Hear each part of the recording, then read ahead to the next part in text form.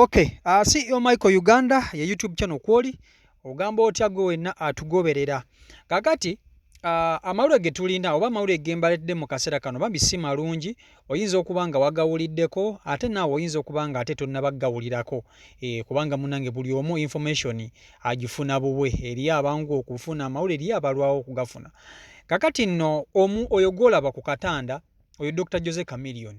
Dr. Jose Chameleone oyo gwolaba yembeera etuuseewo olunaku olwaleero addusiddwa mu ddwaliro ng'ataasulewo taasiibewo yali ku mimwa. So bw'obanga oli eyo ng'oyagala Dr. Jose Chameleone nga omwagaliza ebirungi, ng'omwagaliza okuba omulamu ate ng'oyagala music industry w'e Uganda, Chameleone ono muteekeko mu ssaala zo oba muteekeko mu ssaala zo.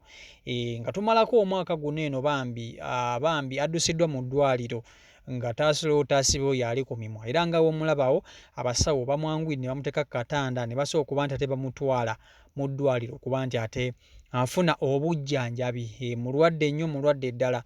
Genfuna galaga nti Chameleone ono ali ku oxygen era bamutadde ku byuma kwasiza kati tali bulungi. Ekimuluma tekinnaba kuba nti ate kitegeerekeka, tekinnaba kuba nti ate kyanveiringibwa, naye ng'amuliko era amujjanjaba, tewali mulala okuggyako maama we. So gwe wenna ali eyo nga Dr. Jose Chameleone bambi akubidde omuziki emyaka gino gyonna emyaka kumpi 25 ng'ayimba, okuviira ddala eri bwe yatandikira eyo Kenya, Tanzania n'afuuka ow'amaanyi mpaka we yajja n'asabula Uganda yonna n'agyetikka. Chameleone bambi muteekeko mu ssaala zo.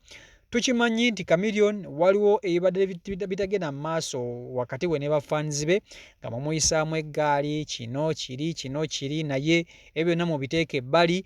Music industry y'e Uganda yeetaaga omwami ono, nti mwenna mukimanyi nti Chameleone is one of the most greatest musicians we have in East Africa. Ekyo tekiriko kubuusabuusa, tekiriko kukubaganyaako birowoozo, tekiriko kukubaganyaako mpawa. Bwe mba muleeyo mu bisenge byammwe Chameleone alina ennyimba zeyayimba n'oddawo n'ogamba ddala kituufu e Uganda tulina talent. Era bw'oba oli eyo nga owuliriza music wa Chameleone oba ennyimba za Chameleone, oba toyagala kuba nti ate olekerawo, kubanga alina ennyimba zayimba zikukwatako. Alina ennyimba zayimba kati nganze Chameleone yasinga okunyimbira ennyimba kati nga woolaba Abayuda tuyita nabo oluyimba lunkolera bulungi nnyo, neekolera maali ennyimba kwegamba eziyigiriza, katupakase zonna ezo Chameleone yazikuba. So tukimanyi nti Chameleone ng'omuntu embeera ze ne Mayanja family nga bw'omanyi nti bamwogerako ebintu bingi, oluntu yeepangulula nga bw'omanyi nti musajja si mwangu, naye ekyo tusobola okiteeka ebbali ne tumusabira okuba nti ate Mukama Katonda ono amuyamba n'amutuwangaaliza n'ayongera okutukuba omuziki, oba okitegeera ekintu ekyo.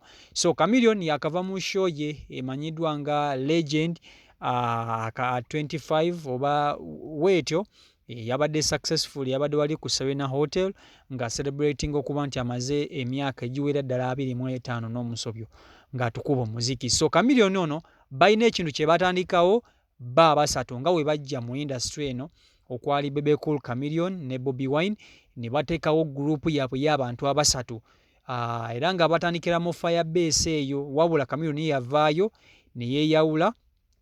Firebase n'agirekamu Bebe Cool ne Bobi Wine, ye n'ajja n'akola Lion Island. Eyo nno entalo gye zaatandikira, Bobi Wine, Bebe Cool, Chameleone ne baawukana. So biifu zonna z'olaba zibaddewo naye nga bonna bakoppa bano basajja. So bano abasajja baazimba ekintu kyabwe ekitasobola kuba nti ate kwegamba kyerabirwa.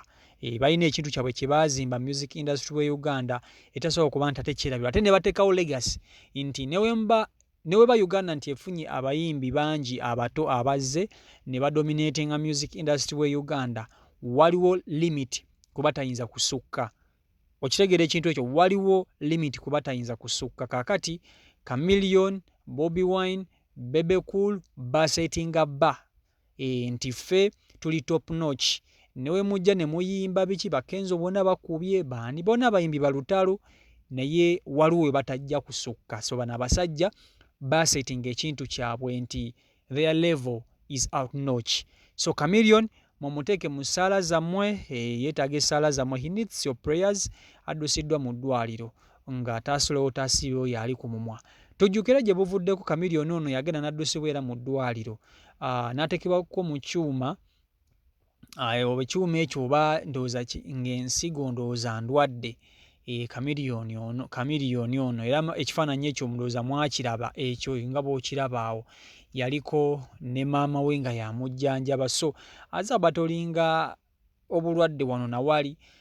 Ebintu ebimu ku ebyo by'akozesa, Chameleon anywa nnyo sigala. Chameleon ono anywa nnyo sigala. Anywa nnyo sigala n'omwenge. Oba buyinza oba ng'obuzibu buva ebyo nga yalwala munda, tetumanyi, naye tujja kulinda ripooti y'abasawo gye naaba efulumizza. Naye nga ekisinga okuba ekikulu, Chameleon ono kwe kumuteekako mu ssaala zammwe ne mumusabira bambi, n'asobola okuba nti ate asimattuka embeera eno gy'alimu, kubanga akaseera sika kugamba tetwagala nnyo kuluzinga ba legend. Twafiirwa Moze Radio, yali one of the greatest artists be tulina mu Uganda. Kale ne Chameleon naye wuuyo, naye ali mu mbeera mbi. So Chameleon ono newankubadde Fujjo bamwogerako lingi, naye nkimanyi bannayuganda mumwagala nnyo, ate nga mwasinga mumwagalako music we, kubanga kyasinze okudelivalinga ekisinze okukolera abantu, kuyimba bulungi na kuyimba message na kuyimba nnyimba zizzaamu bantu maanyi. So Chameleon yeetaaga essaala zammwe, Chameleon yeetaaga essaala zammwe ennyo. So bw'oba oli eyo musabireko, musabireko asobole okuba nti ate assuuka embeera gy'alimu, oba assuuka obuvune bw'alimu, oba obulwadde bw'alimu obumuluma. So y'embeera eriwo ku Chameleon side eyo. Tuze tuwulira eŋŋambo, naye olunaku lwayo tufunye vidiyo eraga nti Chameleon bambi addusiddwa mu ddwaliro nga taasulewo taasibewo yali ku mimwa nga bw'omulaba awo. Michael Uganda YouTube channel kwoli mugende maaso n'okuba nti ate mwongera okutugoberera, saako n'okutufollowinga. Mbaagala nnyo, mubeere bulungi.